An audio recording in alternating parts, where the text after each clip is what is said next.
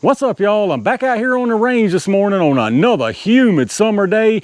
Temperature's only supposed to hang around in the 80s, but when that sun comes out, it really starts cooking off all this moisture from the rain we've had recently. But y'all know that ain't gonna stop me from getting some testing done. I got me some shade set up and I got a few interesting things on the agenda, and we're gonna start it off with some Magnum Pow'RBall. So of course, I've got the jelly contraption set up ready to go with a couple of chronos and 2 fresh blocks of gel. First test of the day in these, so we get a really nice clear picture. Of course, I've got the heavy clothing barrier on the front as usual with the layer of denim, fleece, and 2 layers of cotton t-shirt. And this right here should give us some more jackpot performance. We've got the CorBon Glaser Pow'RBall and 357 mag. 357 Magnum 100 grain is what this stuff is. They're saying 1,450 feet per second, and this is out of a 4-inch test barrel. There you can see the cartridge brass case with that Pow'RBall projectile. It's got that hard polymer ball in the cavity. Now, I have tested these in a few different calibers recently and got some really good performance out of all of them. So this being 357 mag 100 grain, I expect some really good stuff from this one as well. As usual, I've got a couple of different barrel lengths to test them out of here. We've got the Taurus 605 with the 2-inch barrel, and then we've got the Ruger GP100 with the 4-inch barrel. I'll definitely be surprised if this stuff right here doesn't give us some really good performance, but let me get it set up and let's find out. All right, let's check the velocity on this stuff and see what we're working with. I'm gonna do a 5-round average from each barrel length, starting with this 2-inch 605 first. Now, like I always mention, you're gonna get multiple velocity readings from this lab radar. The big one's at the muzzle, and then 5 across the bottom. The first one's set for 3 yards, which is roughly where the gel is here at 10 feet. And then you've got 10, 15, 25, and 50 yards. And now remember, this is saying 1450 on the box from a 4-inch barrel, so we're probably gonna lose right much out of this 2-inch. I suspect we'll probably be in the 1200s, I hope anyway. Well, let's see what we get here.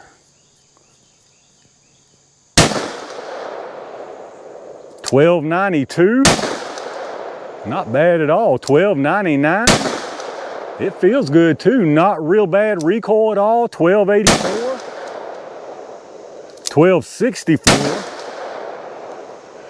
and 1318, that one jumped up on us, so not bad at all. Let's check out the average. All right, so our 5-round average there was almost 1300 out of this 2-inch. We had 1291, extreme spread was 54 with a standard deviation of 19.7. So from a 2-inch revolver, that's not bad. Now, granted, this is only 100 grain, so it ain't nothing real heavy, but that's not bad at all from a 2-inch. Let me reset it and see what the GP100 does. All right, let's see what the 4-incher does. Remember now, we're looking for 1450, and that was supposedly from a 4-inch test barrel, so we should see that here. I'm expecting we'll get close, if not there.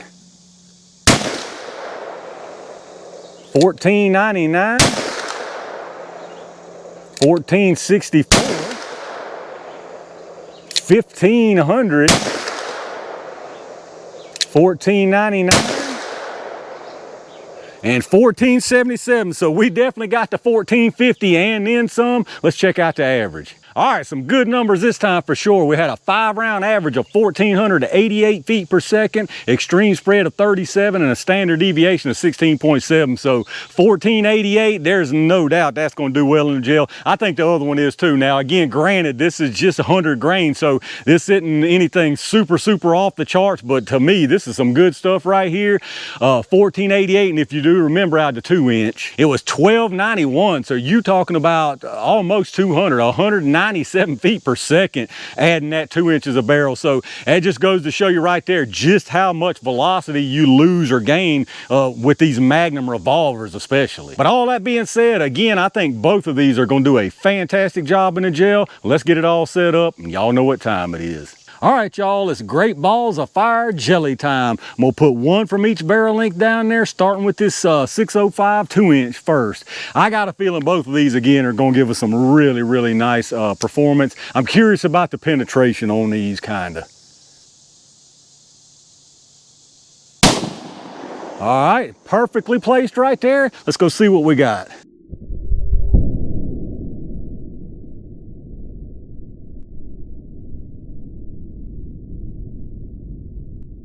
All right, that right there is very surprising. You can probably see already it did not perform like it was supposed to at all. I think that's the first time I can remember any Pow'RBall not doing what it was supposed to do in any caliber. And oddly enough, it's 357 mag. So let's see what this 4-inch does. It may just be a velocity thing with these projectiles here, but I would assume they were the same as the 38 plus P, but I don't know.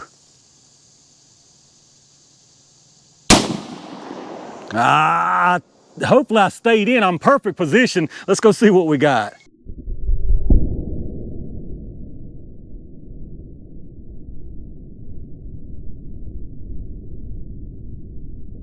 All right, let's check his stuff out down here, y'all. I'm really surprised at the performance from this 605, or lack of performance, I guess I should say, from this 605. These Pow'RBall, again, every round I've tested so far has done exactly what it was supposed to do. I think this is the first time I've seen what I would consider a failure from this round. So 605 here on the top. Now you do have some disruption, pretty much the same disruption out of this one on the bottom here. Now that's just the velocity of the round going through the gel. It did tumble somewhere along the line, so that could have been right in here. I don't know where it was, but anyway, goes on through here all the way through this first block, and unfortunately crosses over to almost to the back side down here, messing up my other block, into this second block, and looks like it goes about 2.5 to 3 inches in here, and it did not lose its little polymer ball until inside this second block. So I would say maybe it didn't actually tumble until it went into this second block. Sometimes that does happen, and that tumble may have made it get rid of the ball after that. But then down here on the bottom, totally different story. This one comes in, a bunch of disruption here.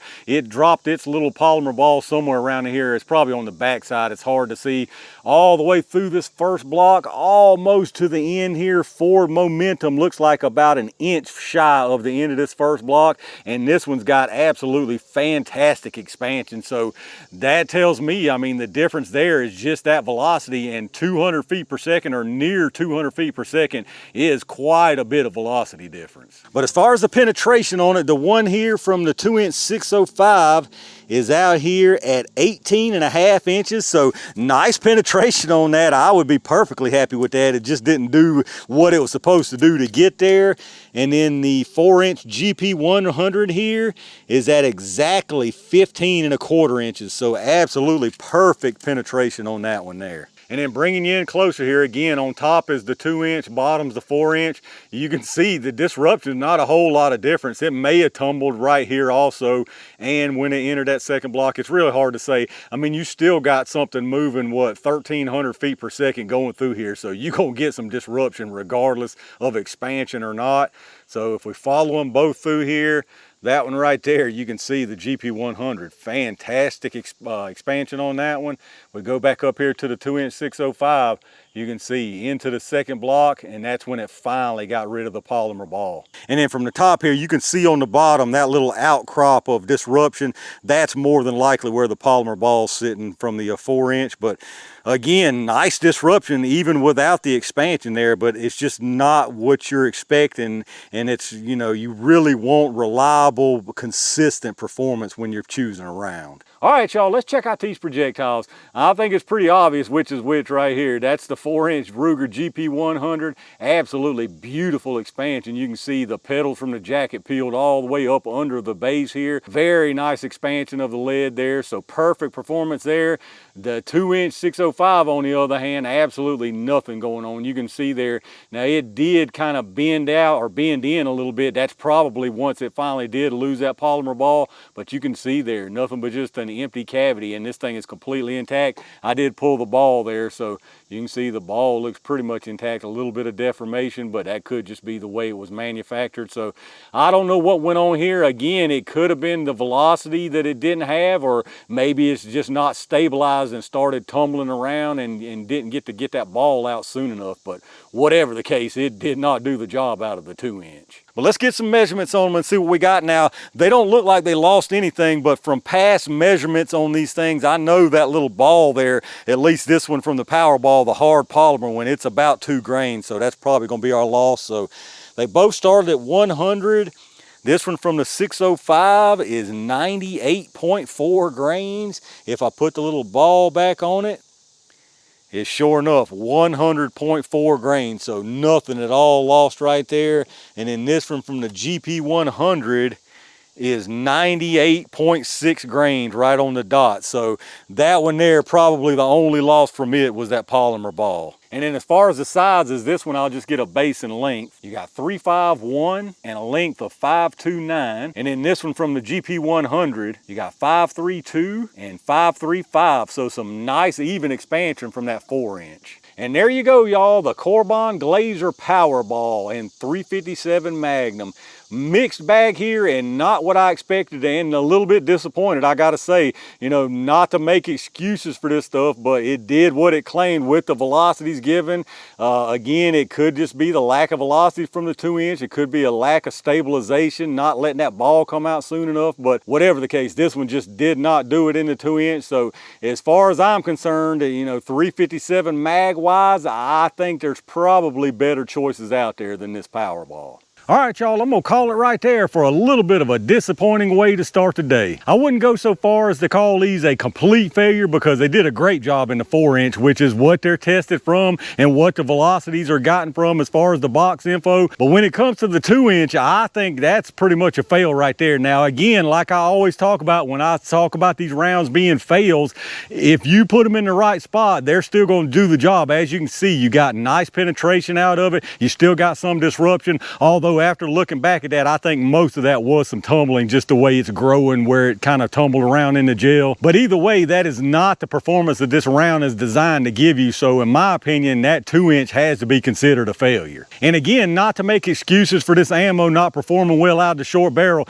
Me personally, I think 2-inch 357 Magnum revolver is a little too short. I mean, you're just giving up so much performance from that little short barrel. Sure, there are plenty of rounds out there that perform perfectly fine out of the short barrels, but in my opinion, if you're going with that little shorty barrel revolver like that, 2-inch, you may as well just do some kind of 38 special plus P. But let me know down in the comments what y'all think about it. Any of y'all out there run this Pow'RBall in 357 mag or one of the other calibers I've tested? If you do run this 357 mag, what kind of barrel length do you run it out of? Let me know in the comments what your thoughts are. If you did enjoy the video, make sure you reach down and hit that thumbs up button, subscribe to the channel, and make sure you've got those notifications turned on so you get notified when I upload stuff. Check out the affiliate info down in the video description. Anything you get after hitting up those links helps out the channel, so I really do appreciate that. Big thanks as always to all my Range Gang members and every single one of y'all for supporting the channel. I've got a couple more really interesting ones planned for out here today, so stay on the lookout for those. And in the meantime, stay safe, stay prepared, and I'll see you soon.